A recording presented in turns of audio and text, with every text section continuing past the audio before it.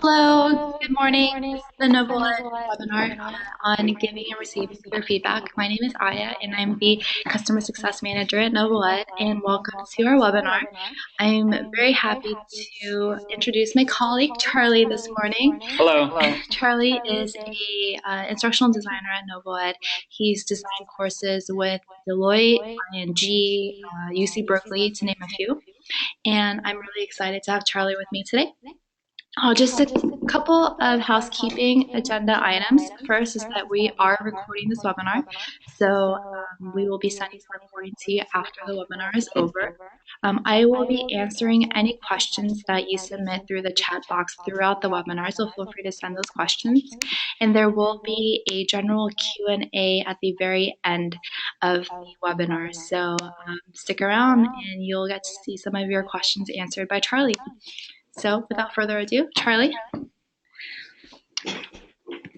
All right, great. Thank you everyone for joining. The topic I'd like to address today is peer feedback. And I'd like to cover this in 4 different sections. We have just a half an hour with us, so it's a pretty compressed timeline. I'd like to cover these 4 topics and then allow some time for Q&A, perhaps about 5 minutes at the end. First, what is peer feedback and why is it important? I think that's important to address some of those foundational questions first. Then we'll get into informal feedback and formal feedback on the NovoEd platform, how it's implemented, how it can be designed, best practice tips for utilizing it. Then we'll get into the question of when to use each, either the informal or the formal. All right, let's start with our first question of what feedback is. I'll propose a very simple definition. Feedback is a response to someone else's ideas. It is not a euphemism for criticism. Many of us have maybe had the experience of getting pulled aside and someone saying, I'd like to offer you some feedback, quote unquote. And often that's not a positive thing.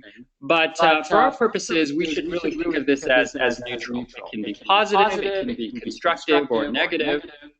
And feedback can really serve several different purposes.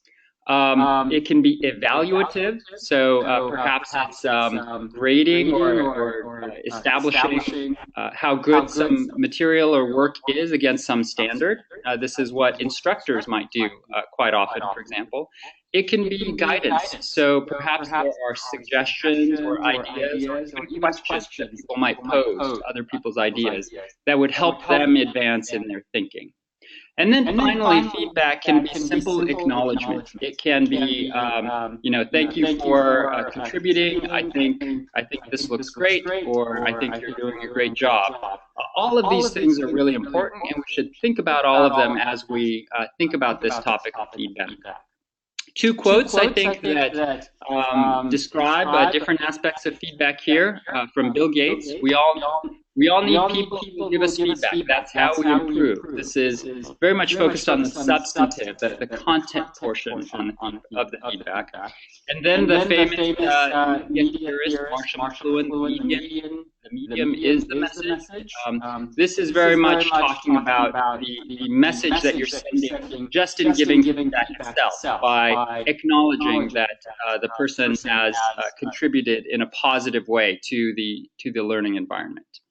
Now, the next question, of course, once we've determined what feedback is feedback valuable for the course? Does it help the learner in some way?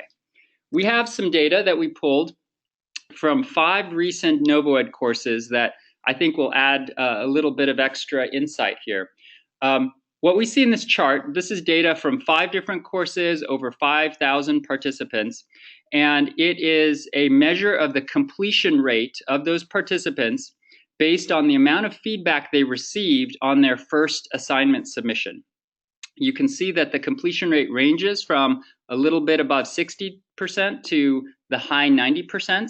And you see that there's a very high correlation with the more comments leading to a higher completion rate. Now, this is not a controlled study, and of course, the quality of the submissions might have varied, and Maybe the better submissions tended to get more feedback anyway, which represented people who were more committed to the learning experience.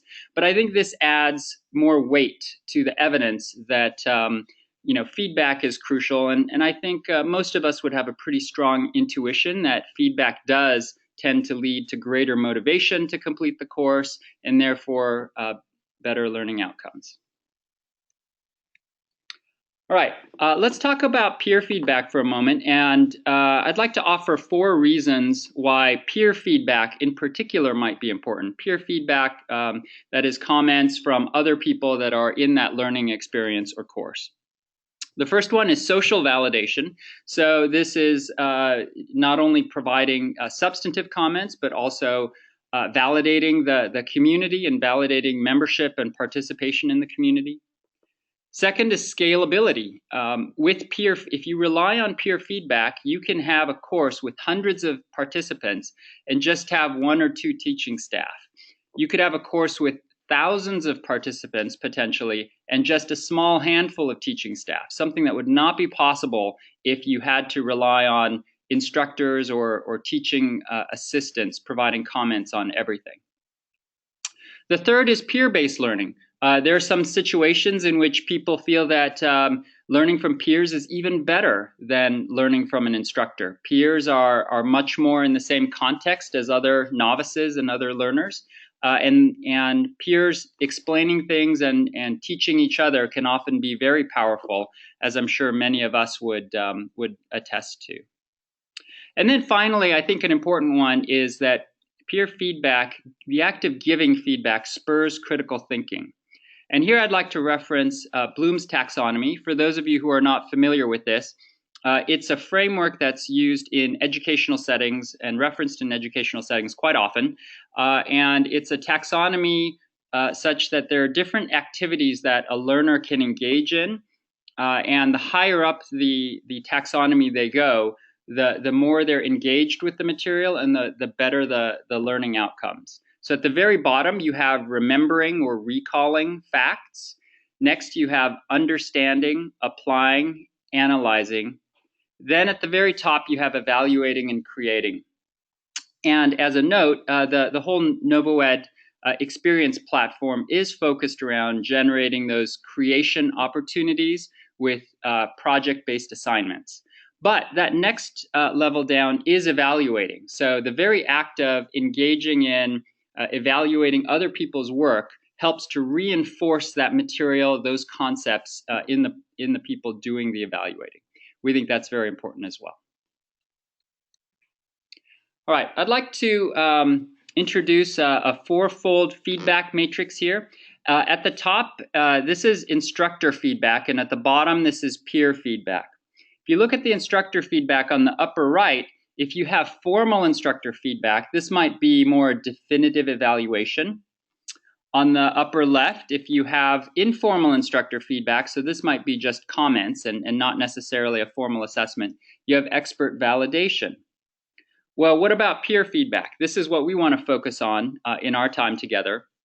If you look at the informal peer feedback, the goal here is really to establish social validation of people's participation. And then if you look on the right, this is critically engaging both the peers providing the feedback as well as the quality of the comments coming back. What we'll address now that I've talked a little bit about this informal versus formal feedback, is we'll get into a little bit more details about each of them. But first, I'd like to ask a quick poll. And for those of you on the GoToMeeting webinar, you can answer this poll here, which I've just launched. Which type of feedback do you think is most important for your current or upcoming course? Informal, formal, or both equally? So please take a moment to click on one of those and submit your poll.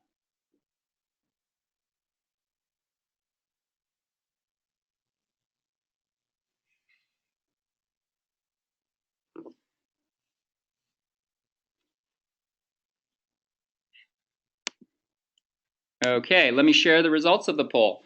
So we see that about half of you said both equally, which is great. I'll definitely cover both of these. And for those choosing one or the other, a little bit of a preference for informal and formal. By the end of our time together, I hopefully will equip you with some reasons to do one or the other, and it will give you an even stronger sense for whether to use the informal or the formal channel or both. All right, let's get back into our material. Let's start with informal feedback. First of all, what does it look like on the NovoEd platform? Here's an example, and I'm going to focus on assignments for the time being. Discussion boards is something that most people are very familiar with in terms of how discussions work. So I'm going to focus on feedback on assignments. And as I mentioned, assignments are a cornerstone of NovoEd courses using the NovoEd platform. So we have here in the background image an assignment gallery. So these are thumbnail images of assignments. You can see that there's certain numbers of likes and comments on each of them. And if we look at one of the assignments, you'll see the content of the assignment. And if you scroll down, you can see the comments on the assignments. And here there's 2 comments. The first one, someone's expressing their own opinion, as well as providing a validating remark at the end of their opinion. And the next comment is a suggestion. You may want to do this. You may want to try this. So you can see the power of this. First of all, it's very easy to give comments. You just click in that white box and start typing. So very low barriers there. And secondly, even very short comments can be quite helpful and quite substantive. Some comments might just be great job. This looks fantastic. And those are fine comments. But here you see comments where people are expressing additional ideas. People are asking questions and providing guidance and other helpful information. So how do we get this informal feedback to occur? Here's 2 specific suggestions for you. Announcements and within a module. So here's an example of an announcement on the left. This says, this is a fictional announcement, but it says, give feedback to your peers. Many of you submitted your team assignment. If you haven't submitted yours yet, it's not too late. But if you have, take a look at others' assignments and give your comments. Click the button below to see the submission gallery. So in your email announcements, you can provide a link or even a button that represents a link that takes people directly to the submission gallery for that assignment, and they can immediately go in and start scrolling through and clicking. And the idea there is to encourage people who haven't submitted their assignments once they see other people's, and secondly, to spur more review and discovery of other work and encourage feedback. Another way to do it is at the start of the following module. So on the right, we see module 2, the very first step here. It says feedback is a gift. Before you get started, please take 5 or 10 minutes to review your colleagues' work. And it provides a suggestion. Please make at least 2 comments on your peers' work. Again, here you can have a link or a button that takes people directly to the assignment gallery. One thing I'd like to note as well, the last bullet at the bottom, we do have a brand new feature that just was released in the last couple of weeks. And that feature allows you to make the submission gallery visible as soon as the assignment starts, so that you don't have to wait until the assignment deadline until people can see each other's work. When would you use this? In situations where you want people to inspire each other with their assignments. For people who haven't submitted their assignment yet, to be able to go in and look at other people's work and comment on it and see that it's being commented on and see that the feedback is occurring. This is something that you can change in the advanced settings of your assignment setup.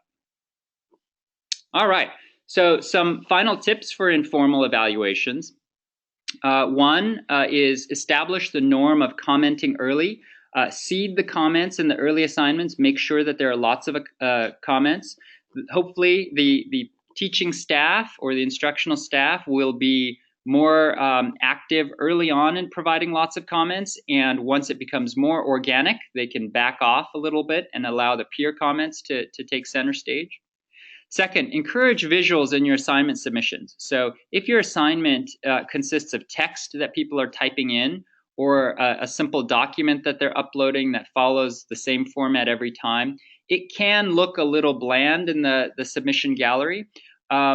You can add visuals to this by simply adding an optional picture and saying, please upload optionally a picture that is somehow related to your assignment. Perhaps that is an inspiration for your assignment or is related in some way.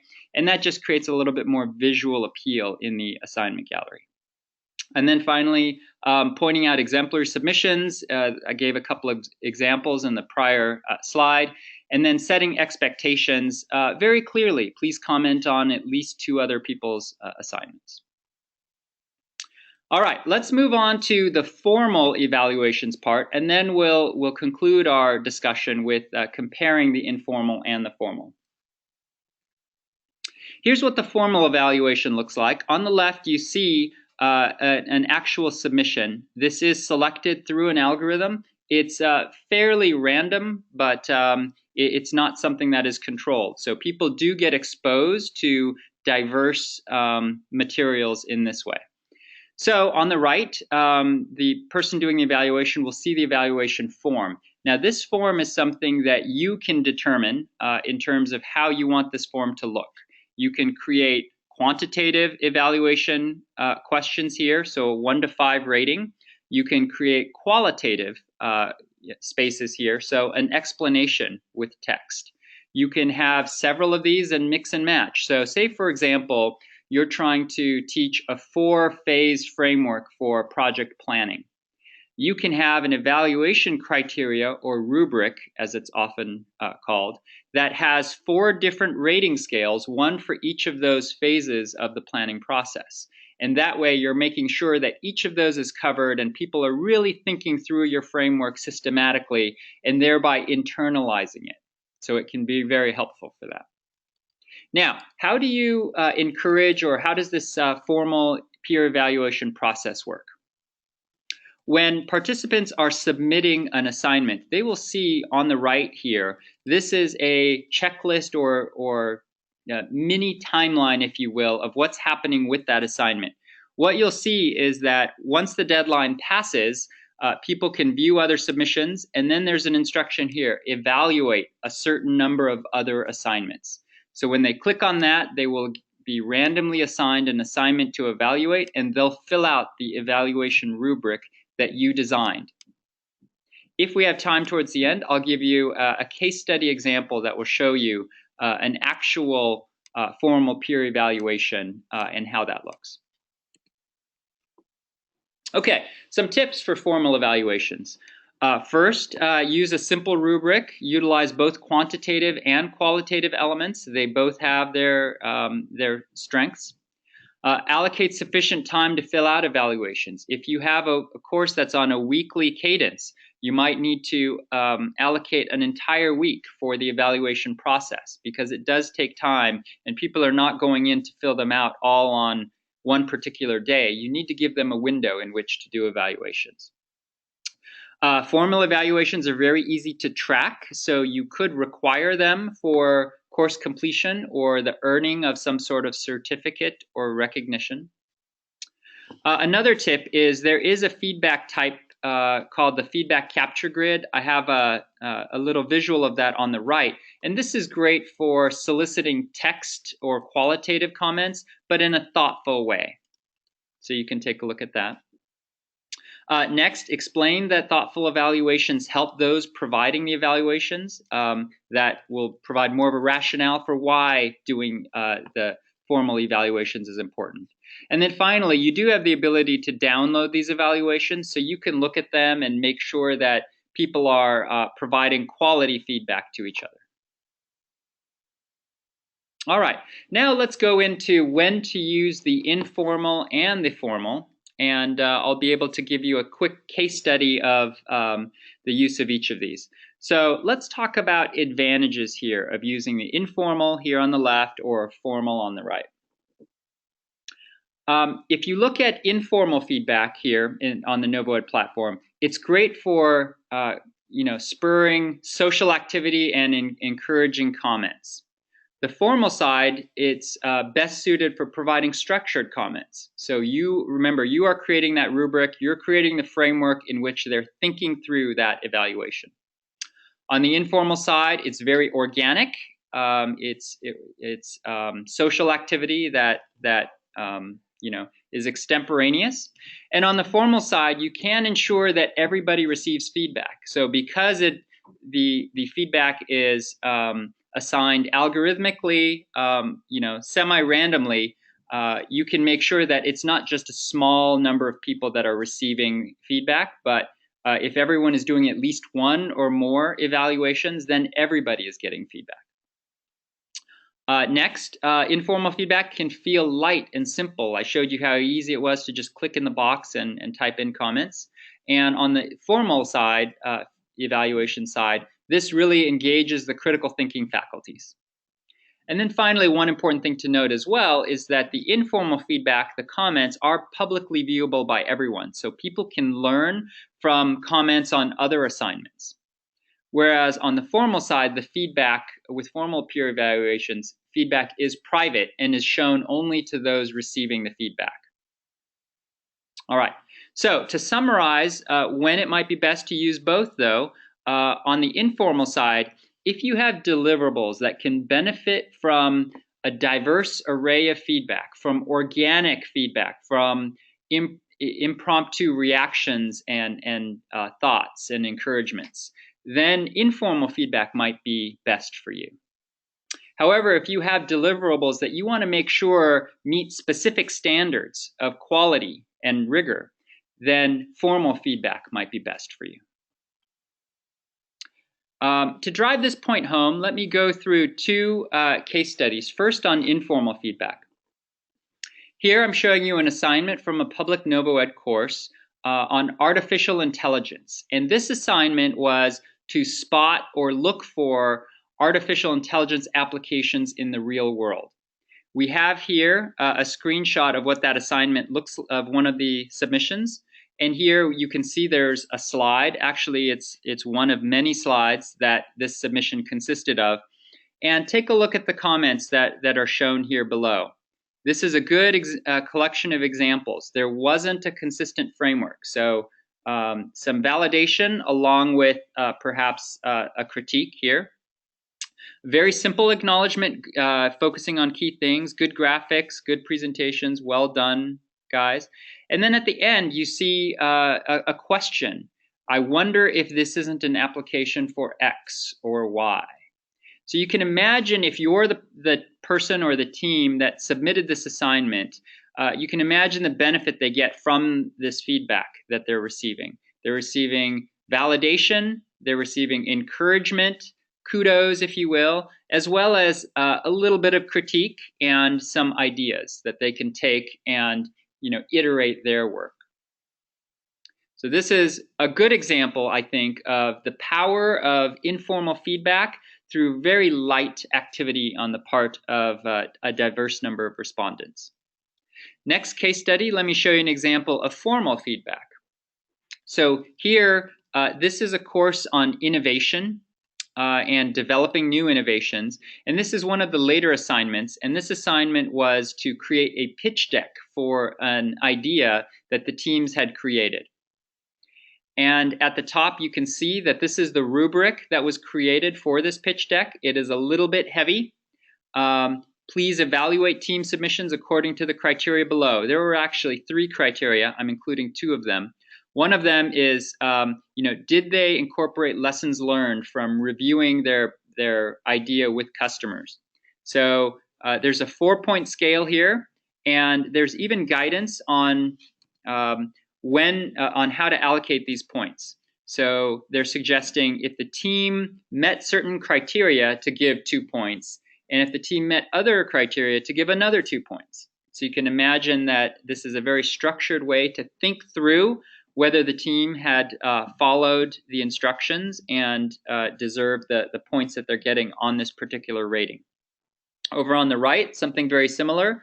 The team was supposed to do a survey with potential customers, And here, if they even did the survey at all, they should get 2 points. Now, if the survey was informative, they should get another 2 points. Perhaps this should have been out of 5 here. Or no, this is out of 4. But if the survey just reconfirmed what they already believed, in other words, it wasn't very helpful, give 1 point instead of 2 points. So here you're helping people, hopefully with this example, you can see that you're helping people to really think through what the criteria are for what good looks like. And you can imagine if you've asked people to do 2 or 3 or 4 of these formal peer evaluations, each of them taking maybe 10 minutes. Then in less than an hour, you really got them thinking through the mechanics of what does it mean to really get good customer feedback? What does it mean to implement an effective survey? Hopefully you can see that. Now, you can also see the downside of this is the extra time that you're asking from your learners. So you do want to make sure that the benefit definitely outweighs the additional mental effort that you're asking of your learners. Okay, I want to summarize with 5 main takeaways, and then we'll move on to Q&A. First takeaway, feedback has many purposes, including validation, encouragement, evaluation, and help boost critical thinking. Encouraging feedback can boost engagement in your online course. It can help spur peer learning, which is an important way that people learn, and it helps to foster social community. We've seen that with data. We've seen that through different examples where comments are providing helpful feedback. There's a spectrum of informal to formal feedback, which can be given by peers or instructors for different purposes. We've focused for the most part on peer feedback here, both formal and informal. Informal feedback is best for making things easy to use and fostering community. We recommend that you use it often. You also may want to encourage substance because it might have a tendency to be lightweight and uncritical if people aren't being thoughtful about the feedback that they're giving. So set good examples for that. Formal feedback is best for reinforcing a structured approach or framework to a particular area. Use it sparingly due to the extra learner actions that are required. Not only do learners have to fill out that feedback, but you also have to manage the timelines very carefully. You want to make sure people submit their assignments on time and then have a evaluation period. You want to make sure to remind people to fill out those evaluations. So there's extra things that you're asking the learners to do to undergo this formal feedback approach, and just make sure that it's worth it before you do so. All right, those are all the prepared comments I have, and now I'll take a look at some of your QA questions in the last 3 minutes that we have.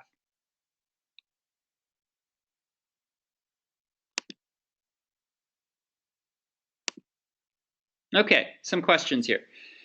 Please help me understand how these feedback tools can be used at scale. I see this being helpful for small class sizes, but what about large class sizes over 500 students? Okay, very good question. I think part of this depends upon the type of content that you have.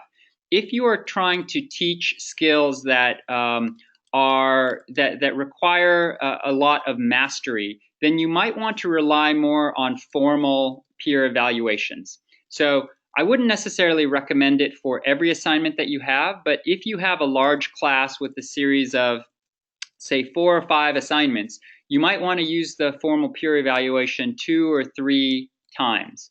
And when you do that, be very thoughtful about the rubric that you create. So if you create a rubric that really gets people to think through each stage of what you are trying to learn, then once people submit an assignment, if you ask them and require them to fill out 3 peer evaluations before they can, fulfill their requirements for the course, then you are going to have feedback on every single assignment, whether you have 500 students or 5,000 students, and B, you're going to have everyone who's doing those peer evaluations really think through that material. So this has been very well demonstrated at scale in very large classes. And another way to also scale this is we'd encourage you to use teams. And so those 500 students or 1,000 students, instead of acting as individuals, group them into teams of between 5 to 7. They'll get that interaction with each other, so a little bit of that personal interaction, as well as teamwork, collaboration. And then finally, those formal peer evaluations will make sure that they're not just going on to the next module, but that they're really engaged with your current module. Next question, is it possible to see analytics for peer feedback? If so, where can I view them? So with analytics, the formal peer feedback analytics can be seen. If you go to when we post this webinar, we'll post some links to a help desk article or instructions on where to see this. But in the dashboard analytics area, when you look at the assignments, you can see, you can actually download the peer evaluations. Also, if you download the student activity in the course, what you'll see are different metrics such as whether they completed each assignment and how many peer evaluations they completed for that assignment. It is very common for courses with a lot of peer feedback for people to require a certain number of peer evaluations before passing that course. The analytics for the informal comments is a little bit more difficult to see. The best way to see this is actually looking at the submission galleries themselves. And as you scroll down, you will see where, at a glance, with the thumbs up and the number of comments, where that informal feedback is happening and where it isn't. Okay, we just have less than a minute left. Let me go through these quickly. How can we encourage learners to provide more informal feedback? I shared some tips early on. Take a look at those and see if those might be good. Again, you might need to actually seed that feedback and make sure you're spending extra time at the beginning of the course to set a norm that feedback is something that should be happening in that course. And then finally, how much time do you think we should provide for learners to complete formal evaluations? I would say at least 3 days and up to a week. So you want to make sure people have enough time so that once they complete that assignment, they may not be in a position to turn around the next day and do evaluations. So I would recommend between 3 days to a week. All right, everyone, that's the conclusion of our webinar. We will take any other questions that you've submitted and collect those and make sure that we get answers to those. And we'll send out a link of a recording to this webinar, as well as additional resources and answers to those other questions. Thank you very much, and have a great day on behalf of NovoEd.